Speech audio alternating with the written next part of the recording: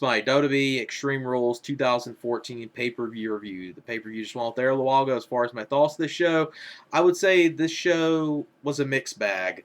I would say the first half of the show, everything from the opener to the six-man tag with Evolution of the Shield was great.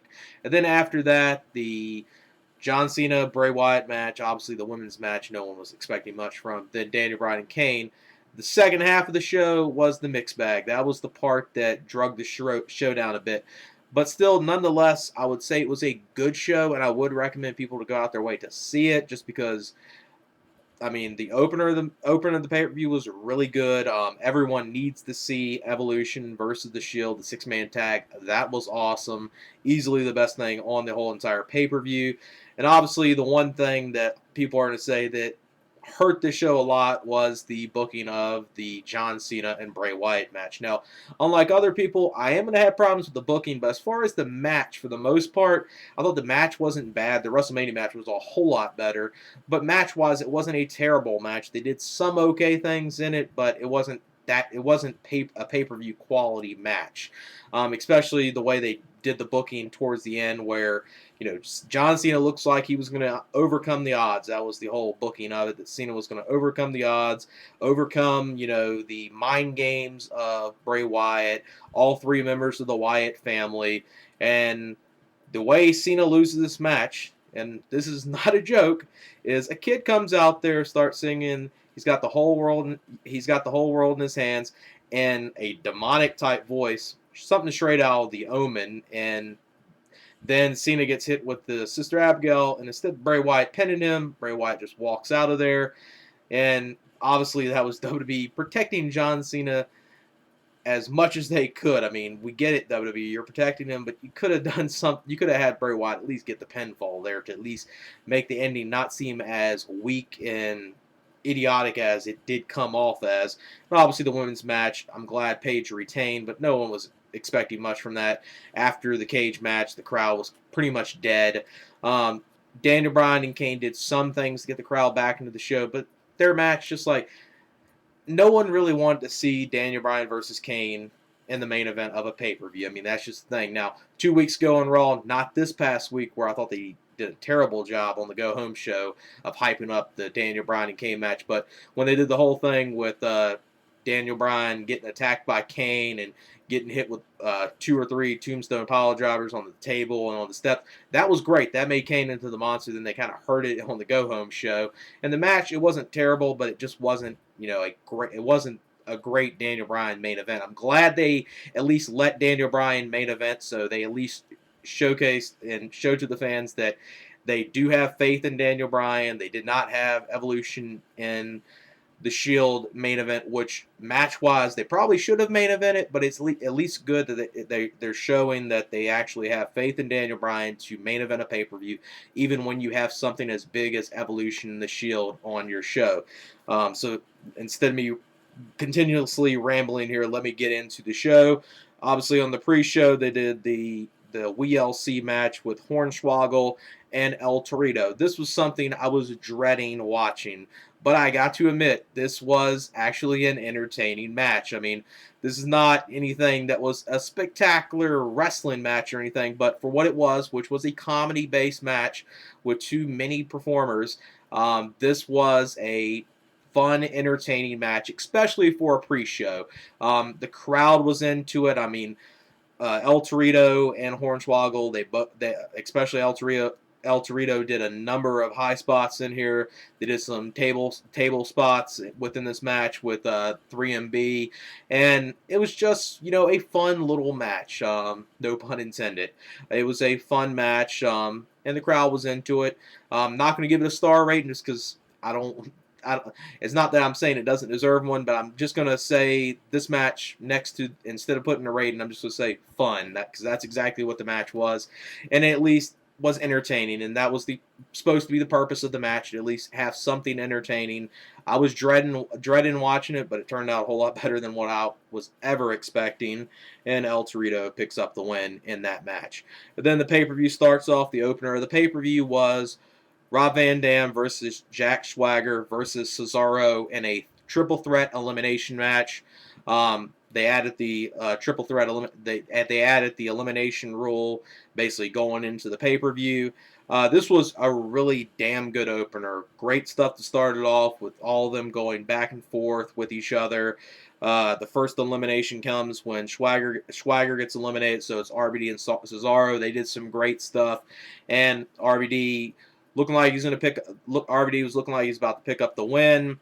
He got a trash can involved in the match. He hit the Van Daminator to Cesaro. Went for the 5-star frog splash. Cesaro got out of the way, so RVD basically landed on the trash can. Then Cesaro hits him with the neutralizer to pick up the win. So Cesaro gets the big win here against RVD in a damn good opener. 3.5 stars. Definitely a good way to start your pay-per-view off. Then the next matchup was Alexander Rusev versus R-Truth and Xavier Woods. This was probably the one thing of the first half of the show that I did not like that much at all. It was more or less the way it was booked. I mean, you have Alexander Rusev supposed to be this unstoppable force, this brute, the Bulgarian brute that comes out there and just squashes everyone. And just the way they did this match was, okay, you never saw Xavier Woods in this match. It was supposed to be a handicap match with Xavier Woods and R-Truth versus Alexander Rusev. Alexander Rusev takes out Xavier Woods, so he was really never involved in the match. It was more or less a one-on-one match with R-Truth and Xavier Woods, and I don't think they should have had R-Truth get offense in this match. It should have just been a very quick squash match to put over the idea that Alexander Rusev is this unstoppable force. That's the problem I had with the match. It wasn't god-awful, but if you're going with this idea that this guy is supposed to be the completely unstoppable force, that no one can beat him, it should have been a squash match, or at most that it would have maybe gone on a little longer than a traditional squash match, but for the most part, R-Truth shouldn't have got any offense. And as far as the match, 1.5 star at best. Then the next matchup was Bad News Barrett versus Big E for the IC title. This was a pretty good match with these two. I mean, it was kind of, a big man type match with these two taking on each other. It was a good one. And I'm glad that Bad News Barrett won the IC title here. He is heavily over with the crowd. This whole Bad News Barrett gimmick, sounded corny at first, but then it's basically like, Dusty Rhodes, in the polka dot gimmicks. When wrestlers are given bad gimmicks or anything, if the wrestler puts himself into it and makes the crowd believe that he is who he is, he can get over no matter what gimmick he's gotten, and that's what Wade Barrett did here with the Bad News Barrett gimmick, and glad he is the new IC champion. As far as the match, wasn't a great match, but still an entertaining match. I would say a 3-star match. Then the next matchup was easily the match of the night. This was Evolution versus The Shield in the 6-man tag. This was a crazy match. Lot of crazy things in here. Started off with Seth Rollins being in the ring against Triple H. I love seeing that. Never would have thought seeing Triple H and Seth Rollins in the ring taking on each other and going back and forth with each other. That was great. And then after, Seth Rollins was looking like he's, getting the upper hand on Triple H, then Evolution, gets the upper hand with them tagging each other in and out with Seth Rollins being in there. Then Seth Rollins finally gets the hot tag to Dean Ambrose. Dean Ambrose comes in there, kind of runs a hot shot over the Evolution members. So it's looking like Shield's got the upper hand for a little bit. Then it gets back into Evolution having the upper hand, and then basically all hell breaks loose after this, because then that's when you have obviously after the next hot tag is when you have Roman Reigns finally getting involved in the match, and all hell broke loose when he got involved in this match. You saw him taking everyone down in Evolution. You saw him and Batista doing really good stuff with each other. When this match was coming to the conclusion, you saw Batista and Roman Reigns. They were in the ring, and then you saw Orton and Dean Ambrose brawling in the crowd. Triple H and Seth Rollins brawling in the crowd. Seth Rollins actually did a dive off the stands onto Triple H and Randy Orton. That was a hell of a thing right there. Seth Rollins obviously was the highlight of this match. Then at the end, you see Roman Reigns hits the Superman punch to Batista, hits the spear, and Batista actually takes the fall in this match, which is something I never would expect it with Batista making his return, that Batista would lose matches back-to-back pay-per-views. I would have never expected that to take place. Just a hell of a match. One match everyone needs to see. Awesome match. 4 and 1/4 stars, maybe even 4.5 stars, because I really enjoyed it a lot. And then the next matchup, and this is where people are probably going to have different opinions of how bad it was, or was it as bad as what other people are saying it's going to be. And that was John Cena versus Bray Wyatt in the steel cage match. As far as the match, I thought they did some good stuff in it. They didn't utilize the cage like they should have done. So obviously, when you don't do that in a steel cage match, that does hurt the match when you don't do that. Obviously, the one thing people are obviously going to complain about in WWE, in the WWE PG era, is that whenever they do like a hardcore match like this, that blood's not involved. I'm someone that don't have a problem with blood not being involved in a steel cage match. I mean, my favorite cage match of all time is Bret Hart and Owen Hart, and that had no blood in it, and that was an awesome steel cage match, and they did utilize the cage in that. So you can utilize the cage and do some really good stuff in a steel cage match without even no blood, but what they did was, within this match, obviously it started off with Bray Wyatt playing the mind games with John Cena even before the match started, shaking the cage before he got in the ring.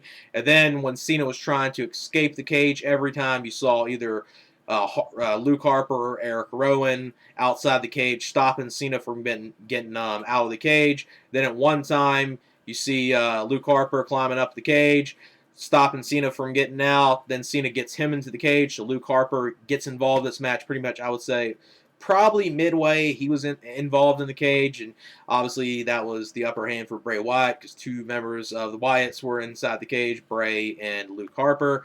And Cena, the unstoppable, not the unstoppable force, but the Superman character that WWE books him as, looked like he could pretty much defeat the whole entire Wyatt clan by himself. And then the way this ends is in a way that I thought it made sense why they did, and I understand why they did, and I'll explain that. Okay, towards the end of the match, Cena was looking like he was going to try to walk out of the cage to win the match for himself.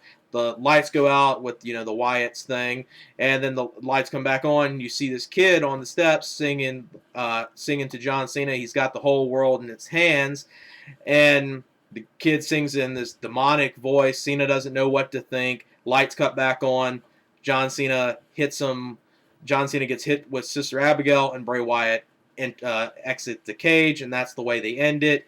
And it was just like I understand what they were going for. They were going for like a weird type of ending with obviously this is going to play into the Bray Wyatt and Cena feud continuing. What they were going for here, it was obviously, what they did on Raw, and what they're trying to do is Bray Wyatt getting into the mind of John Cena, basically saying, John Cena, your fan base is no longer supportive of you. They are with me. And I understand where they're going with here, but just the ending just... It came off scary and creepy, like obviously what they were going for, but at the same time, when it came off as scary and creepy, it kind of came off as a little idiotic at the same time. So that was the part that kind of hurt it, in my opinion. Obviously, a lot of other people felt the same thing. And then later on, they go backstage with the Wyatts, and the Bray Wyatt calls the kid Little Johnny, obviously because of John Cena. I get what they were doing there, but when you call him Little Johnny, that kind of makes it, a little less creepy, and then just more or less corny as fuck. That's what it came off with right there. As far as the match, I would still give it, maybe 2 and 3/4 stars, 3-star match, because I enjoyed the cage match. Just some of the booking wasn't that good. Their Mania match was much better. It was still not a terrible match. It had its moments, but just some of the stuff they did with the booking at the end did hurt it. The next matchup was Tamina Snuka versus Paige for the Divas title. This wasn't a bad women's match, I gotta say.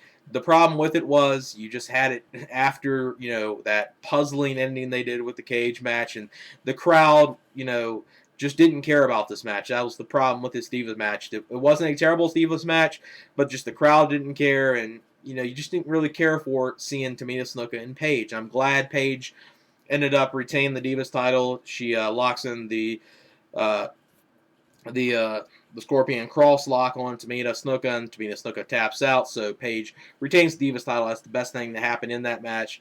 As far as the match, it wasn't a bad women's match. I'll probably give it about 1 3/4 stars. It wasn't a bad women's match, just the crowd could care less, and even I gotta say, I'm a huge women's wrestling fan, but I even could care less for the match, especially the placement it got on the show. Then the next matchup was the main event. This was Daniel Bryan versus Kane, an Extreme Rules match for the WWE World Heavyweight title. This match kind of started off weird. I thought it started off pretty good, and then it kind of went downhill a bit, especially when they did the brawling backstage. Daniel Bryan, you getting a crowbar out of the car, whacking Kane with it, putting him on, on a forklift, driving him back to the into the arena, into the ring, dropping him off the forklift into the ring, which Kane took that terribly. It could have looked like a pretty good spot there, then it didn't. Daniel Bryan's spot with him getting on top of the forklift and hitting the flying headbutt, that was pretty cool, I gotta say. The end of the match was kind of weak. I love the idea that they actually did do a flaming table spot, but WWE hurt the way they did the flaming table spot.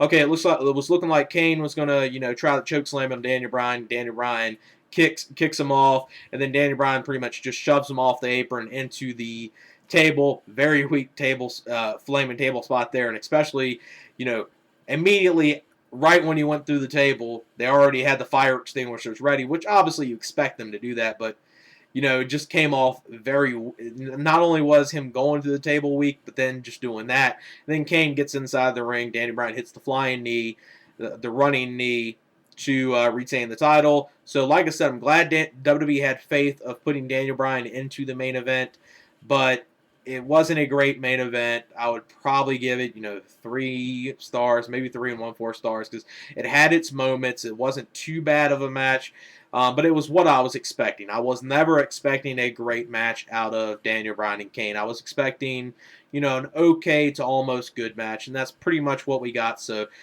no one should have been expecting more from the main event.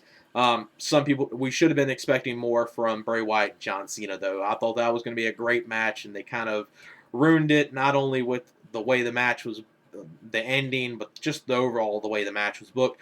But overall, the show, I would give still, just because the first half of the show was great, I would probably still give the show maybe a 7.25 out of 10, because you had a great first half of the show, and then the second half of the show was obviously what dragged the show down a bit.